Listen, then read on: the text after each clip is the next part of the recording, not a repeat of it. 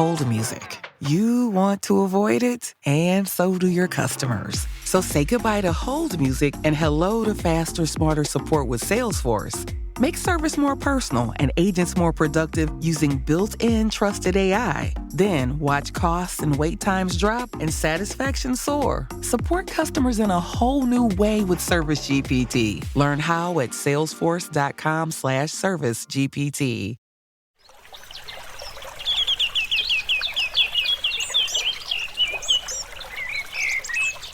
Welcome to Nature-backed podcast of Single.Earth.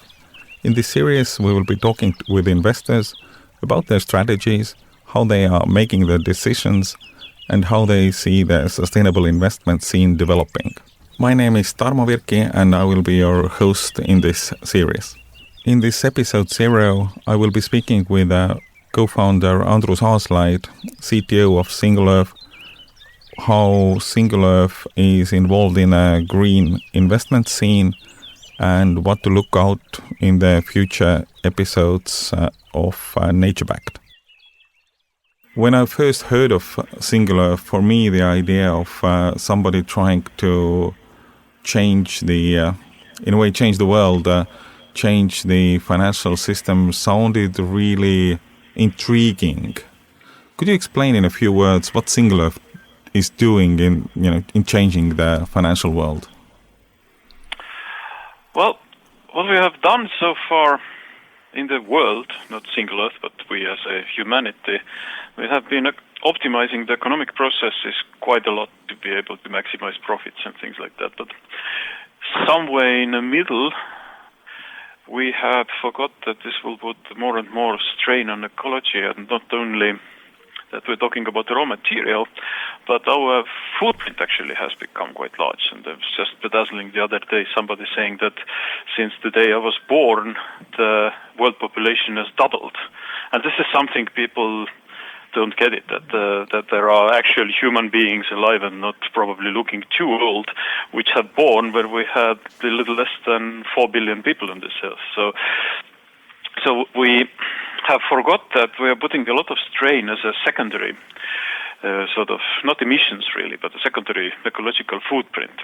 And unless we are learning how to account this secondary footprint and how to account the ecosystem in the equation of the economic processes, we're going to just strain it because nobody knows how to calculate it. So Single.Earth's most sort of prominent goal is to be able to provide the means and measures and an ecosystem to be able to trade with services which never had a price tag before. How are you doing it? Imagine that you are a landowner today and you have some trees growing there. And in year 2021, nobody will pay you for having those trees there. Yes, they will pay you somebody will pay you when you cut trees down and sell it as a timber. And yes, everybody else will come nagging after you, saying that clear cutting isn't a nice thing and you're destroying the habitat and you're being, in general, a very bad person because you are cutting trees. But as a matter of fact, there's no other way of capitalizing it because you will probably not be able to sell some sort of berry picking or mushroom picking licenses more enough that it would make a lucrative business. And frankly, outside a green enthusiast, nobody really cares about what lives there or what doesn't yet nevertheless have a price tag on any of that, and that we don't even know the taxonomy of it so far. So what Single.Earth does is that we are modeling what your land is worth, and not worth by the financial value, but what kind of ecosystem services your land provides to the general public or for the overall good of us on the planet. We build models around it, learn how to calculate and create a taxonomy around it, and make those goods tradable. So I think in a simplest form, you can imagine that your trees, which are growing, could theoretically absorb some carbon if they are at the right age and if they are at the right sort of life cycle. And this carbon sequestration is sort of calculated in general plans of the governments, but nobody pays you for that your land is sequestering carbon. You get nothing out of it. So the fact that your land actually does provide those services is by Single.Earth's help could be monetized. Mm-hmm. We're hearing a lot about carbon these days. The other week we visited Slush, where it felt like half of the startups were talking about carbon, and a bunch of the investors too. Are you seeing, is there some kind of the boom in the carbon sector startups? Yeah, well, I was talking with some of the investors there, and they said that when we started with Single.Earth 2 years ago, we were pretty much one of the very few who dealt with that. Now they are seeing a come from explosion of all kind of green startups, mostly labeled now as a climate tech, not even a green tech, but there is the entire new sector called climate tech trying to tackle with these problems, and each and everyone coming up with their idea and solution what could save the planet. At the same time, when we started 2 years ago, nobody spoke about that the ecosystem services would have a price, because most of that worked on this sort of pledge or donation or government support basis. I think in the last 12 months we have started to hear from universities and from governments that ecosystem services are something which should have financial value, and we have to learn how to calculate it. So yeah, well, the world is moving towards it, and a lot of companies trying to capitalize on it.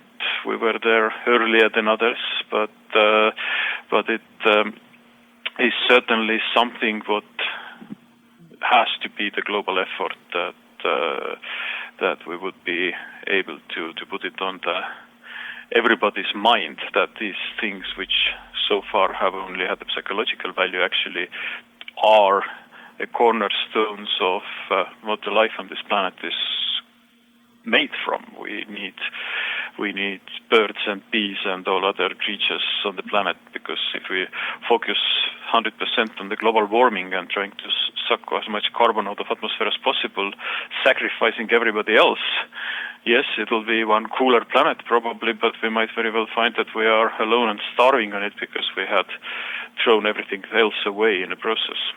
Mm. And looking at the bigger picture, of course, more the merrier to actually succeed. We need more brains, more crazy ideas how the world could be changed, right? The world is a much bigger place than we used to think of. We are talking about a very simplistic, almost like caricaturistic scheme of you have trees absorb carbon, this carbon could be sold. That is not even the tip of the iceberg. We are talking about carbon and trees because this is what everybody is used to see and used to talk about, and we've been dealing with carbon emissions and then trying to calculate everything in carbon equivalents for the last couple of decades. We have much bigger things in our hand, what we have to save. It's biodiversity. We are in some opinions, we are in the process of the next mass extinction with every day literally hundreds and thousands of species disappearing somewhere. And we are not able to figure out what the consequences of this extinction is. Some of them are probably more important to our own lives than we even can imagine. So we have to figure out how to save that. And we are somehow in the past decade have been talking a lot about forests and how the ecosystems are degrading. Our own Baltic Sea next to our doorstep is more or less dead. About half of it doesn't have any life because we have somehow ended up creating an ecosystem which is dying at us. The whole blue carbon initiative and attempts to save the oceans and water bodies from becoming carbon active or actually releasing the carbon which they have been storing over the thousands and hundreds of thousands of years. This is something which has no now only becoming an issue. To think these oceans don't belong to anybody. We don't have an ownership for the oceans, and this collective ownership, as some large-scale communistic experiences have shown, is not the best form of maintaining something. So we have huge problems there, and if world's ocean are deciding to release all their carbon all at once, we can plant everything else which grows something full of trees, and it's not still going to be enough to absorb it. So that's the scale of the things we are working at. So basically the kind of environmental challenge is massive. On the background, the investments or let's say the financial world has been focusing on quarterly profits. The challenge of this podcast is also to see how eventually the investors will be able to see value in the ecosystem services, and how money which today maybe is put in the efficiency of a coal plant could be eventually going into the ocean. I think it's even going beyond that, because a certain Mr. Musk has serious plans of terraforming Mars, and we think we can do it, and we have come up with models. What a lot of people are missing, or pretty much everybody is missing at this point, is that we are in the process of terraforming Earth, or we are going to be in the process of terraforming Earth, because we have to measure what's going on. We have to figure out what is the best environment the planet and ourselves would be sustainably able to keep. And we have to take the necessary actions that this would happen. And the whole debate, is it man-made? Is it something that we have polluted? Is it the seasonality on large scale, like 1,000 or 10,000 year cycle? Is it an ice age? Is it something else? The fact is, we have hypotheses, and some of them proving better than others. But at the end, it is what it is. We measure, we see that it's going to go into the direction what is not suitable for humankind, and we have to take the necessary action that this process would go in a different way, no matter if we are the reason for that, or if we just are observers of another mass climate cycle. Regardless of that, this is going to affect all of us. So it's not only that should we use atomic energy, or should we burn coal, or should we go hydro energy, or should we go something else. It is actually that we have to take this big picture and figure out what can we do, and it's not only energetics; it's everything else as well. Mm-hmm. True. It is terraforming planet Earth, literally. That's a nice. Or maybe not so nice challenge we will be facing in the coming months and years. Andrus, going back to this nature-backed finance world, Single.Earth is trying to build. I mean, you're talking about the end of the world here. What money has to do with it?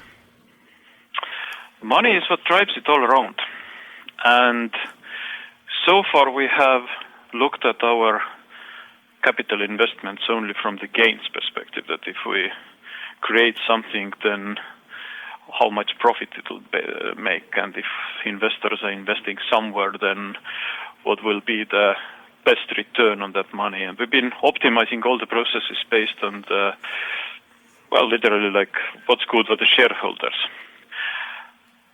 It is happening already, but we need a whole lot more attention towards that the capital would also seek that our environment would sustain, so that the money everybody is making is possible to spend on the planet before it overheats and goes to hell.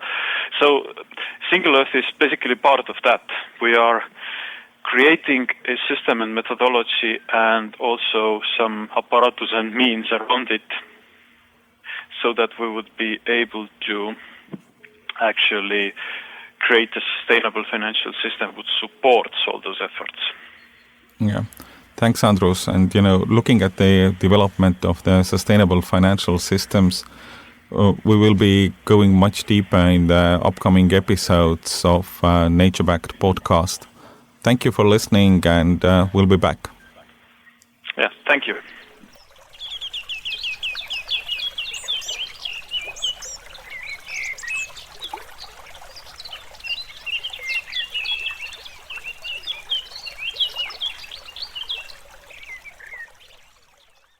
Miles, are you ready to record our promo for Season 2 of the Wanna-Bet podcast? David, have you ever seen a grown man naked? Miles, we're not here to quote lines from Airplane. We're here to tell people that Season 2 starts August 18th.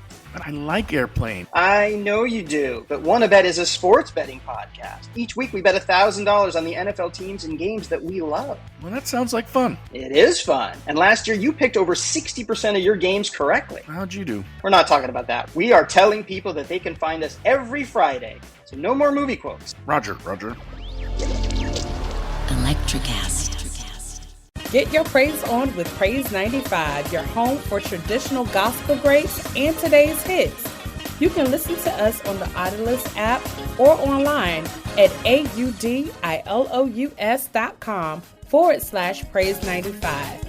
Oh, and don't forget our sister stations, Worship 95 and Rhymes 95. We have something just for you. It's Praise 95, your number one station for inspiration.